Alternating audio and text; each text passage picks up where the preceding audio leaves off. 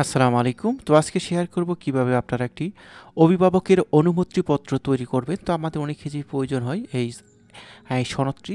তো এর জন্য অবশ্যই একটি ল্যাপটপ বা ডেস্কটপ কম্পিউটারে এবং মাইক্রোসফট অফিসে বিজয় মাইক্রোসফট ইনস্টল লাগবে। তো এই বিষয়ে আমার ডিসক্রিপশন বক্সে ভিডিও আছে, সেখান থেকে দেখে নিতে পারেন। আর বাংলা ফাইল চ্যানেলটিতে নতুন হলে সাবস্ক্রাইব করে রাখতে পারেন। তো আমরা চলে যাচ্ছি মূল ভিডিওতে।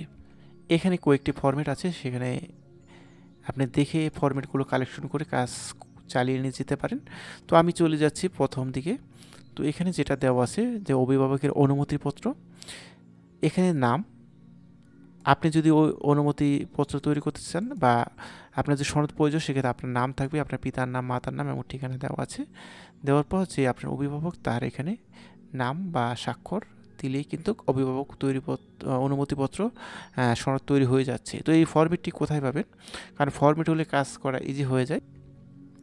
তো আপনি যে ভিডিওটা দেখতেছেন তার নিচের দিকে যদি কমেন্টে যান তাহলে এমন একটা পিন কমেন্ট পাবেন, সেখান থেকেই আপনি ফরম্যাটটি ডাউনলোড করে নিতে পারেন। তো আমাদের ভিডিওগুলো কেমন লাগছে কমেন্টে জানাতে পারেন। ভালো লাগলে অবশ্যই লাইক দিয়ে রাখবেন, পাশাপাশি সাবস্ক্রাইব দিয়েও রাখতে পারেন। আল্লাহ হাফেজ।